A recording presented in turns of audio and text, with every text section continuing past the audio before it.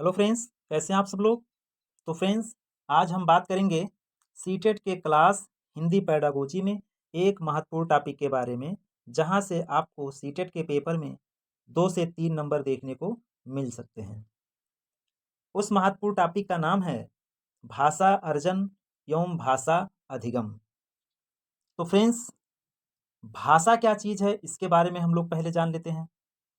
तो भाषा संप्रेषण प्रकार है। भाषा के माध्यम से हम अपने विचारों का आदान प्रदान कर सकते हैं। यानी फ्रेंड्स, भाषा वह संसाधन है जिसके द्वारा या जिसके माध्यम से हम अपने विचारों को, भावों को व्यक्त करते हैं, एक दूसरे तक पहुंचाते हैं और दूसरे के विचारों को, भावों को हम समझ सकते हैं भाषा के माध्यम से। नेक्स्ट है फ्रेंड्स, भाषा को हम समग्रवादी दृष्टिकोण से देखते हैं। किस दृष्टिकोण से? समग्रवादी। समग्रवादी बहुत ही महत्वपूर्ण वर्ड है जो पेपर में कई बार पूछे गए हैं, तो समग्रवादी को विशेष ध्यान दीजिएगा। नेक्स्ट है, अतः हम यह कह सकते हैं भाषा व्यक्तित्व को निखारने का कार्य करती है। यानी भाषा वह संसाधन है जो इतना महत्व है कि व्यक्ति के हाव भाव, विचारों को बढ़िया मजबूत बनाने का कार्य करता है, यानी उसको निखारने का काम करता है। तो भाषा का बहुत महत्वपूर्ण है। नेक्स्ट है, भाषा हमारे संज्ञान को, सृजन और ज्ञान के स्थावर को बेहतर बनाती है। फ्रेंड्स, जो सृजन है, ज्ञान अर्जन में भाषा का विशेष महत्व है। यानी हम जहाँ अधिक से अधिक भाषा के माध्यम से ज्ञान का अर्जन कर सकते हैं, सृजन कर सकते हैं और अधिक से अधिक सीखने में हमारी भाषा मदद करती है फ्रेंड्स। तो फ्रेंड्स, इतनी बातें समझ में आ चुकी होंगी आपके। नेक्स्ट है भाषा के विविध रूप। अब भाषा के विविध रूप में जैसे मातृभाषा हो गई, राष्ट्रभाषा हो गई, राज्यभाषा हो गई। तो फ्रेंड्स, जो मातृभाषा है जिसको हम मदर टंग बोलते हैं, यानी मदर टंग की हर जगह बच्चे की मदर टंग की हमें जो है महत्व देना होता है। और मदर टंग उसकी घर की भाषा, उसके पास पड़ोस, उसके परिवार, उसके समाज से जो भी बच्चा अपनी भाषा को सीखता है उसका हर जगह प्राथमिकता देनी चाहिए, यानी उसका महत्व देना होता है। राष्ट्रभाषा, राज्यभाषा। फ्रेंड्स, राज्यभाषा जो होती है, हिंदी हमारी क्या है? राज्यभाषा है। जैसे हिंदी जो होती है इसको राज्यभाषा कहते हैं, ना कि राष्ट्रभाषा कहते हैं। तो फ्रेंड्स, हिंदी हमारी क्या है? राज्यभाषा है, इसको ध्यान में रखिएगा। तो फ्रेंड्स, त्रिभाषा सूत्र 1964 से 1966 में कोठारी आयोग ने त्रिभाषा सूत्र का जिक्र किया है।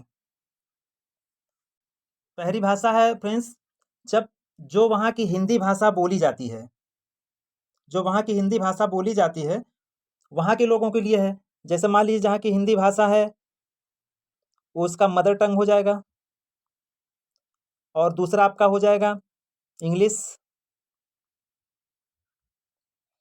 और तीसरी भाषा कोई मॉडर्न लैंग्वेज जैसे कुछ भी ले सकते हैं।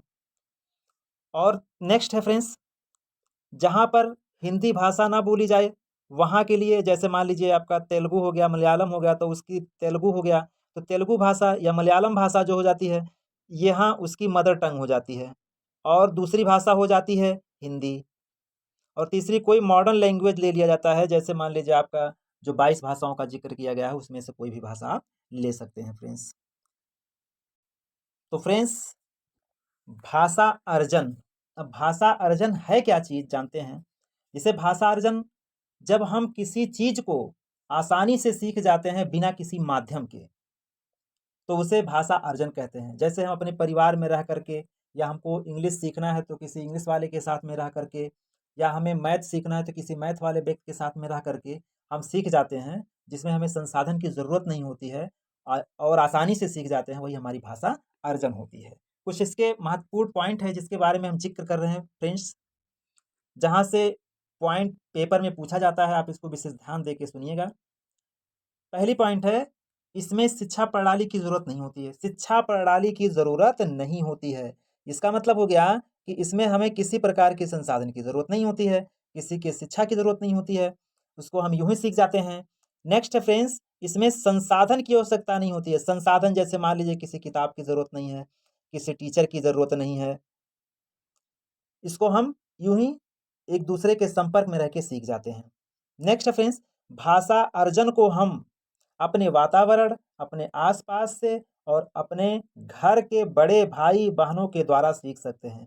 जैसा कि हमने आपको पहले बताया फ्रेंड्स कि ये वातावरण वर्ड बहुत इंपॉर्टेंट है।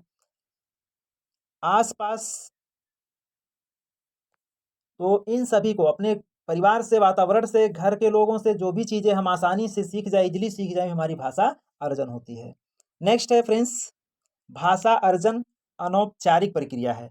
अनौपचारिक प्रक्रिया है का मतलब हो गया जैसे जो चीज़ें हम घर पे रह के सीखते हैं कि संसाधन की जरूरत नहीं होती है, वो अनौपचारिक प्रक्रिया के अंतर्गत आता है। नेक्स्ट है, भाषा अर्जन को हम प्राकृतिक रूप से सीख लेते हैं। प्राकृतिक वर्ड ध्यान दीजिएगा, बहुत बार पूछता है कि भाषा अर्जन क्या है, तो भाषा अर्जन एक प्राकृतिक रूप से सीख सकते हैं। नेक्स्ट है फ्रेंड्स, भाषा अर्जन को पहली भाषा भी कहा जाता है। ध्यान रखिएगा फ्रेंड्स, भाषा अर्जन को पहली भाषा भी कहा जाता है। कई बार इसकी जिक्र की गई है कि भाषा अर्जन को क्या कहते हैं, पहली भाषा, दूसरी भाषा। तो याद रखिएगा, भाषा अर्जन को पहली भाषा के नाम से भी जानते हैं फ्रेंड्स। तो फ्रेंड्स, भाषा अर्जन टॉपिक आपके समझ में आ चुका होगा, मुझे पूरी उम्मीद है। नेक्स्ट टॉपिक है भाषा अधिगम। भाषा अधिगम बिल्कुल भाषा अर्जन के अपोजिट बताया जाता है, बिल्कुल उसका उल्टा होता है।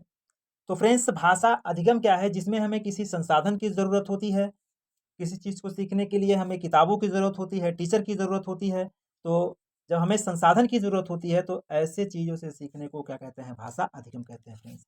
जैसे कि फ्रेंड्स, अगर हमें मान लीजिए इंग्लिश सीखना है, क्या सीखना है, इंग्लिश सीखना है।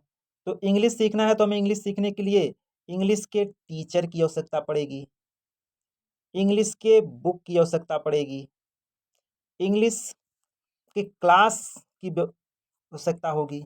यानी इसमें हमें संसाधन की ज़रूरत पड़ती है दोस्तों। नेक्स्ट है, भाषा अधिगम एक संस्थागत प्रक्रिया है। संस्थागत प्रक्रिया मतलब जो क्लास में सीखा जाता है, विद्यालय में सीखा जाता है, टीचर के माध्यम से सीखा जाता है। नेक्स्ट है, भाषा अधिगम जीवन भर चलने वाली प्रक्रिया है। ध्यान रखना दोस्तों, अधिगम मानी सीखना, यानी भाषा अर्जन को हम जीवन प्रति सीखते ही रहते हैं, यानी एक अपन जीवन भर सीखते रहते हैं। भाषा अधिगम को कुछ ना कुछ हम नई चीज़ें सीखते रहते हैं। नेक्स्ट है, भाषा अधिगम में नियम और व्याकरण का प्रयोग किया जाता है। फ्रेंड्स, नियम जैसे कि नियम हो गया, वातावरण हो गया। तो फ्रेंड्स, हमें भाषा अधिगम को सीखने के लिए उसको नियम की ज़रूरत पड़ती है, वातावरण की ज़रूरत पड़ती है, व्याकरण की ज़रूरत पड़ती है। नेक्स्ट है, इसे द्वितीय भाषा के नाम से जानते हैं। तो फ्रेंड्स, भाषा अधिगम को किस भाषा के नाम से जानते हैं, तो द्वितीय भाषा के नाम से जानते हैं फ्रेंड्स। इसको याद रखिएगा, बहुत बार पूछा गया वर्ड है। नेक्स्ट है, भाषा अधिगम औपचारिक शिक्षा के द्वारा सीखते हैं। औपचारिक शिक्षा यानी विद्यालय में किसी टीचर के द्वारा, तो किसी संसाधन के द्वारा हम इसको सीखते हैं। अनौपचारिक रूप से सीखते हैं, बाहर रह के सीखते हैं।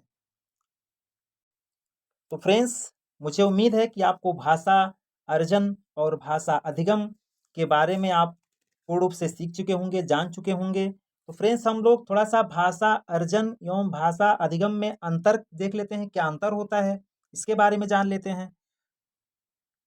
तो फ्रेंड्स, जैसे कि आपका भाषा अर्जन हो गया, भाषा अधिगम हो गया। तो भाषा अर्जन और भाषा अधिगम के बारे में अगर हम बात करें दोस्तों, तो भाषा अर्जन जो होता है यह अचेतन प्रक्रिया है। क्या फ्रेंड्स, एक अचेतन प्रक्रिया है। और अधिगम क्या है, यह एक चेतन प्रक्रिया है दोस्तों। फिर नेक्स्ट है फ्रेंड्स, यह प्राकृतिक रूप से सीखी जाती है, प्राकृतिक रूप से सीखी जाती है। जबकि अधिगम जो होता है यह नियमबद्ध तरीके से सीखी जाती है, यानी कि नियमबद्ध होता है, नियम पे आधारित होता है, इसको सीखा जाता है फ्रेंड्स। नेक्स्ट फ्रेंड्स, यह अपने परिवेश से सीखी जाती है। फ्रेंड्स, परिवेश वर्ड बहुत ही इंपॉर्टेंट है। परिवेश मतलब हमारे आसपास की चीज़ें जो होती है, आसपास के लोगों के द्वारा हम इसको सीखते हैं, परिवेश में रह के सीखते हैं। तो फ्रेंड्स, हम लोग कुछ भाषा अर्जन एवं भाषा अधिगम के संदर्भ में विद्वानों के विचार के बारे में जानते हैं। भाषा अर्जन और भाषा अधिगम, कुछ विद्वानों का मत है। नेक्स्ट है वाइगोत्स्की। वाइगोत्स्की ने कहा था फ्रेंड्स कि बच्चों की भाषा समाज के साथ संपर्क का परिणाम है। बहुत इंपॉर्टेंट टॉपिक है कि वाइगोत्स्की ने कहा कि बच्चों की जो भाषा होती है वो समाज के साथ संपर्क का परिणाम है। बच्चा समाज के साथ संपर्क में रह के सीखता है। नेक्स्ट वहीं पर पियाजे साहब कहते हैं कि भाषा संज्ञान तंत्रों की भात प्रवेश के साथ अंतःक्रिया के माध्यम से विकसित होती है। यानी कि जीन पियाजे ने कहा था कि बच्चा जो होता है वो अंतःक्रिया करके सीखता है, प्रवेश में अंतःक्रिया के साथ सीखता है। फ्रेंड्स, ये चीजें आपको क्लियर हो चुकी होंगी। नेक्स्ट है फ्रेंड्स, नान चोमस्की। नान चोमस्की के अनुसार भाषा अर्जन की क्षमता बच्चों में जन्मजात होती है। जन्मजात वर्ड बहुत इंपॉर्टेंट है फ्रेंड्स। नान चोमस्की ने बताया कि भाषा अर्जन की जो क्षमता होती है, यानी बच्चा जो होता है वो अपने जन्मजात क्षमता के साथ पैदा होता है, और बच्चों भाषा की व्यवस्था की पहचानने की शक्ति के साथ पैदा होता है। फ्रेंड्स, समझ चुके होंगे कि नान चोमस्की ने कहा कि जो भाषा अर्जन की क्षमता बच्चों में जन्मजात होती है और बच्चा भाषा की व्यवस्था की पहचानने की शक्ति के साथ पैदा होता है। ये कौन कहता है? ये नान चोमस्की साहब ने कहा था। तो फ्रेंड्स, आज की टॉपिक पे जो हमने बात किया लगभग आपको समझ में आ चुकी होंगी, मुझे पूरी उम्मीद है फ्रेंड्स। ये वीडियो आपको कैसा लगा? और मुझे उम्मीद है कि आपको अच्छा लगा होगा। आप इसको ज़्यादा से ज़्यादा अपने दोस्त मित्रों में शेयर करिए और लाइक करिए, बेल आइकन को प्रेस करिए, ताकि मैं और ऐसे अच्छे अच्छे वीडियो लेकर आपके सामने मौजूद हो सकूं। तो फ्रेंड्स, नेक्स्ट मिलते हैं ऐसे ही महत्वपूर्ण टॉपिक के साथ।